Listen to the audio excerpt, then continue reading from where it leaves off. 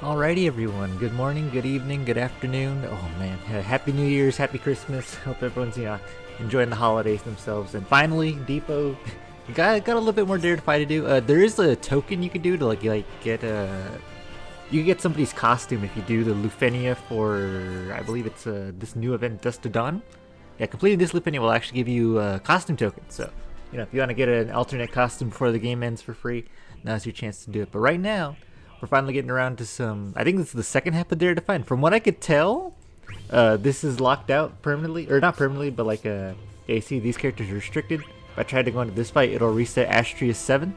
So yeah, this lockout is definitely going to be 21 full characters, so that's pretty neat. So here, I think we're just going to go ahead and take it slow. This fight, I do believe it was Jack from Strangers of Paradise. I believe this was his Shinryu. And from what I could tell, they kind of want melee damage for the most part. Like they start resisting ranged and magic throughout the fight, which isn't that big a deal in all honesty. So we're just gonna get our open fires going. Just make sure we have our debuffs on because Faris is still a very good debuffer. Like her debuff, unfortunately the game ended just short of her rework, which is a little unfortunate.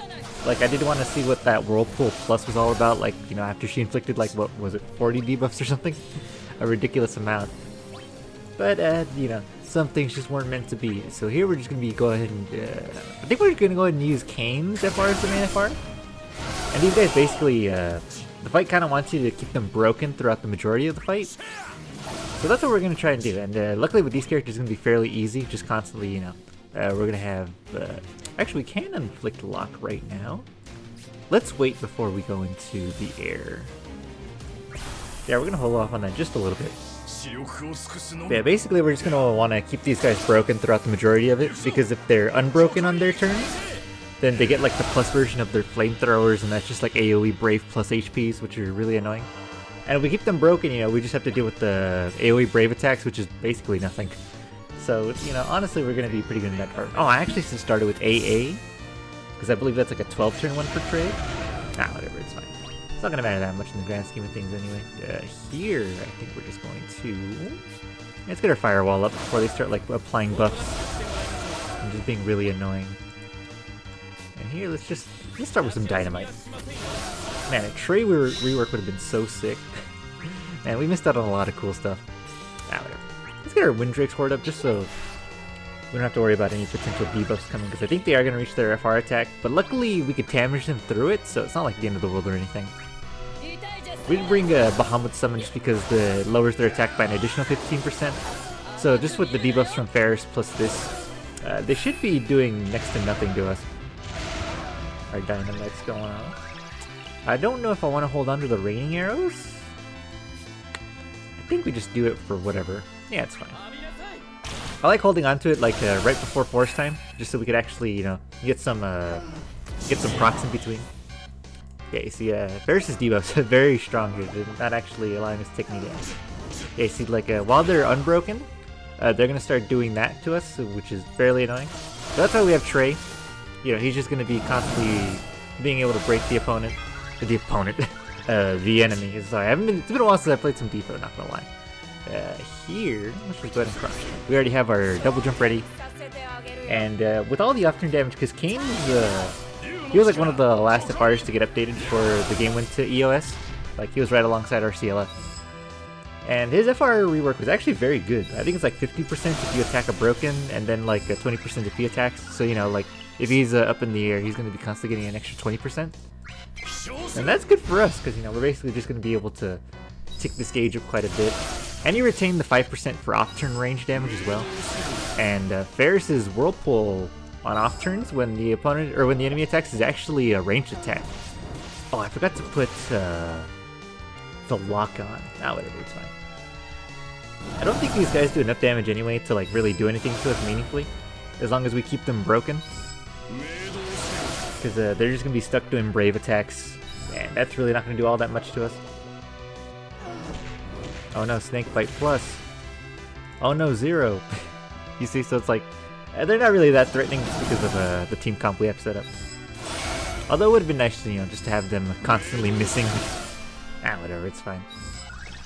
Already 244. just go ahead and upkeep Thunderstorm. Because I do believe this is where her Whirlpool comes from. It comes from her little, like, overhead. Maybe I should have saved that launch enemies. Ah, whatever, it's fine. I don't actually have the D3 passive for Blue Crystal either. I'm not gonna lie, I haven't been playing all that often. I think once I finished the Defy 7, I did like maybe one more week of Crystal Quest, and then afterwards I just kind of stopped playing, you know. Because it didn't feel like there was that much motivation to keep going for the Crystal Colors. I was like, whatever, it's fine, I'll just do it later or something. But, you know, just a little disheartened still that the game's kind of gone. And really, I've just been like putting my mind to other things like, you know, Tekken research and all of that. Just watching all the trailers come out. And, you know, just seeing the FGC being the FGC. It's been an interesting week, but, you know, some things are what they are. And for what I could tell, Tekken 8, man, I can't believe it's already right around the corner.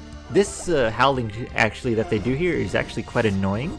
Because they reduce your Brave damage to 1 unless it's like melee or something. Okay, see, we're not doing anything, but luckily, while Kain's in the air, he retains his Brave, so he's going to be able to still do damage to his HP shield, even though we're not doing Bravery. So that's actually going to allow us to break through this part of the fight. And, like, unfortunately, you know, the whirling, or the Whirlpool isn't going to bump us up in terms of damage, but it will bump up the gauge, and that's important, because, you know, having just the maxed out gauge for retain helps out a lot, actually. I do actually blue Trey and Faris as well, so they have blue armor and Force Enhanced 50, so yeah. You know, just because they're pretty cool characters in all honesty. Like, I wouldn't say favorites, but definitely characters I wish had gotten reworked so we could play with more of. Like, I definitely didn't get to use Faris nearly as much. She was on my wish list of characters that I wanted, like, when we were getting, before into service. Like, it was her and Rydia. They were on my radar for characters I was going to gym. But, you know, some things just aren't meant to be. It's okay, we'll get through it. Speaking of get through it, we still have all these turns coming up and Kain is still in the air. Okay, so you see we were able to get through that howling with all range damage just because of Kain staying and retaining his Brave, so that's very good for us. Here, I think we just open fire. Unfortunately, the only downside about this team composition is that there's no real support. Like, you could, like, say Trade, like, does a little bit of supporting with battery, but, like, it's only really coming off his raining arrows. Dynamite. And that'll give us an extra 15% when that procs. You just gotta wait for, or actually, it's an extra 10%. Extra 10%. I was thinking 15 because of 3 enemies, but actually, there's no 3 enemies here. Ouch. A whopping 0 damage. And we're still getting all the 5% ticks. The off-turn comps like this is pretty fun. And this fight in particular, they didn't do too much to really bring it up to date. All they really did was like give it a bigger HP pool. I think it's like 300 million for each of these guys. And I forgot how much they had on their release, but like Jack Garland could solo it and, you know, end the fight fairly quickly. But I think I want to save Jack towards the third Dare Defy, or not the third Dare Defy, but like the last set of Dare Defies. Just because Jack Garland was actually the first YouTube video I did, just to showcase Seven's FR when she got it. So I might bring him out for the later portion of it, the latter half. Let's see. The Snake Howl. Actually, we need to get Kain in the air pronto. Post haste. We can't actually go for summon here, just so we could break this.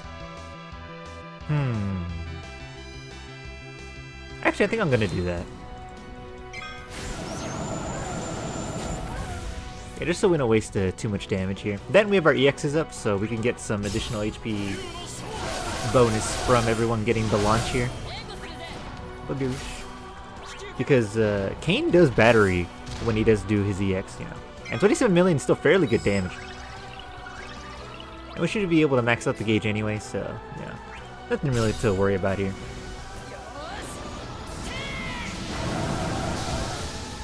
$11 million, not too bad for Faris, you know. Ultimate, like, it would have looked a lot better with her rework, but some memes are meant to be dreamed, you know what I mean? 5 million. But luckily we have this second EX from Kain, and this should do quite a bit of damage. Badoosh. And I think they should proc another Howling soon. I know these two, yeah, here's the other one. Oh, and we don't have another Kain coming up, unfortunate. So these next few turns are actually not going to be super great for our damage, so I think we're just going to maintain some buffs. Oh, actually, we're still able to do damage to B over here. Oh, and the arrow shower. Okay, I think only one of them procced the Snake Howl. Oh, that's perfect. It might have been the one on the right. Okay, we're still getting damage. I don't know if that was because of the summon or what. But normally during that Snake Howl, we're not able to do anything. But I think we already broke their shields, so that's fortunate for us, actually. Here, why not? We'll just go ahead and Thunderstone. And we want to get Kain into the air again soon, just because when they do proc these extra howlings, you know, we're just going to want to ignore that. I think this is Firewall? We have one left of it. Yeah, let's go ahead and refresh that now.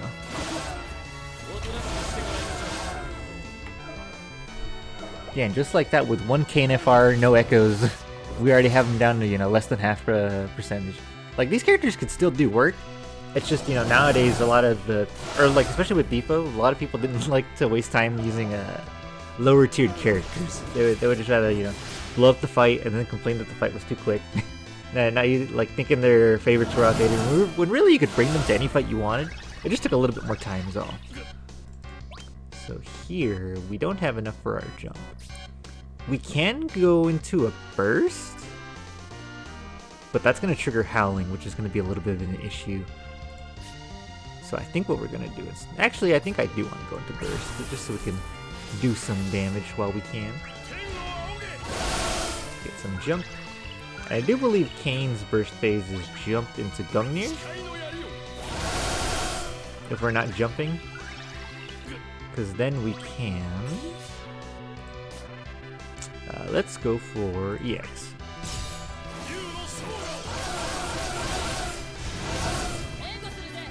Because I do believe the LD restores the skill 1 and skill 2 use. Like, he doesn't have a free turn, he just has a restoration one. And there's Snake Howling here. And let's go ahead and use our double jump.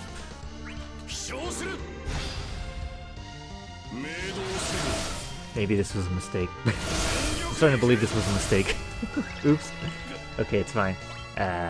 What to do now?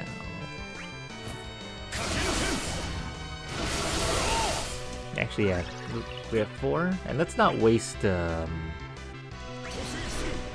not waste that particular.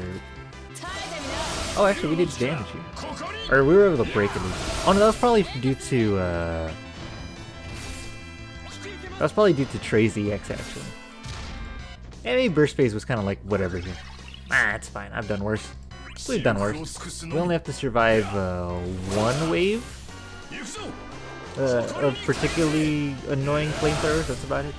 And not even, they're broken, so they won't even be doing, you know, the plus version of it. So we should be fine. Well, now they're not broken. Wow, that's fortunate. We didn't actually get broken with Faris. What is this? 2 Enchanting Dance? Let's hold on to that.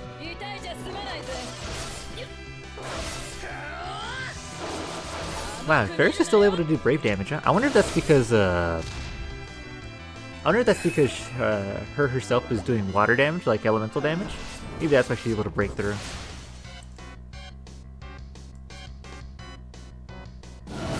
No, the whirlpools are still doing 1s. Not sure why that's the case, actually. I don't know what's going on anymore.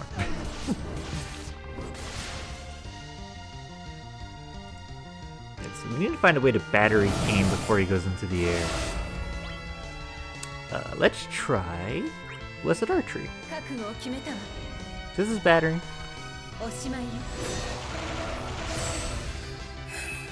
If it didn't do nearly as much battery as I would like. Oh, but luckily I got Trey out of the debuff there, so that's good. Let's try Raining Arrow.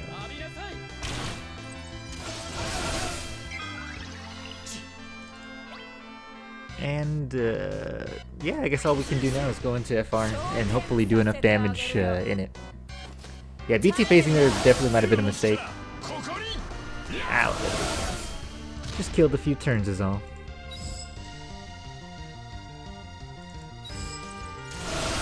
We're still getting the extra 5% from the Raining Arrow, so that's good. Yeah, look at Faris' max brave. It's only 20k. I think that shouldn't matter that much in all honesty.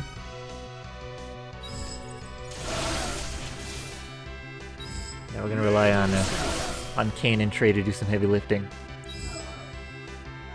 And yeah, they're really just using these quote-unquote lower tier characters to get some of these fights done has been pretty fun throughout it. Like the first Defy, I wish I had recorded just because those were a lot of interesting fights. Definitely took a little longer, but you know, just having fun with them. One force time at a time, basically. I think when you use characters that aren't really up to date, you kind of have to do one force time at a time and just kind of rely on retain in between. And you do actually end up worrying about skill uses towards the end of it too. Like I know that happened quite a bit during the later Defies of this one. Like of 6 and 7, like against Weiss and Ultimecia, I think was a little bit of an issue, but we made it through. We made it through just fine. Here, is there a reason not to do LD?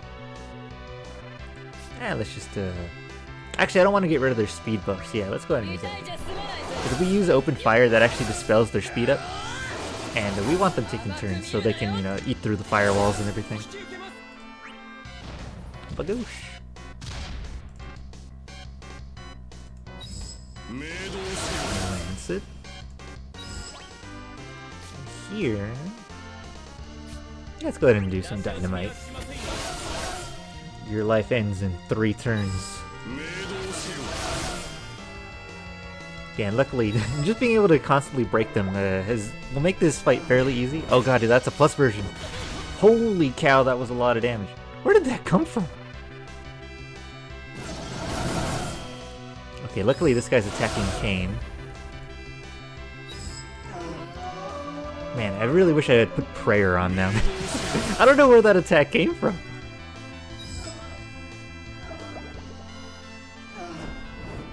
Bagoosh, he's biting into nothing. And I did unlock I had 3 crystal rooms available. I think if I had just focused a little more during Christmas, I probably could have got it all done, but I was, you know, the holidays were coming around, I was dealing with work on the weekends, and I was like, yeah, I'll get around to it later. And I never really did. You know, sometimes you just get a little busy with other things. Okay, but luckily Kain's still in the air, not dropping. Now we have to worry about HP requirements, because we might accidentally kill these guys without really meaning to. Yeah, we're starting to do, you know, 4 million, like 9 million or so. We're doing like 12 million, 13 million off turn. And I think we still have oh wow, that scared me actually. I was like, oh god, he broke me? Where did that damage come from? Was it this buff that they granted themselves? I think I have one more Lena call on Faris. Oh my goodness, the Goliath tonic. Oh my, that was so clutch. This was almost a restart, like legit, like I was gonna have to redo it all. Don't tell me I'm a little off just because Kain's like missing some HP. That would be ridiculous. Lena with the clutch save. I hope it's a clutch save, let's see. If I have to redo this because of that, I'm gonna be so mad. Okay, Merry Christmas, yay! Actually, it says 0. Oh, actually, we were fine. What am I talking about? What am I talking about? But yeah, there you go. What is this? Defy Nyx number 1. Nyx number 1. I am going to be doing the rest of these. And I'm going to try to do them fairly quickly just because Tekken 8 comes out on the 26th of this month. 25 days from now. I'm a little excited. There you go.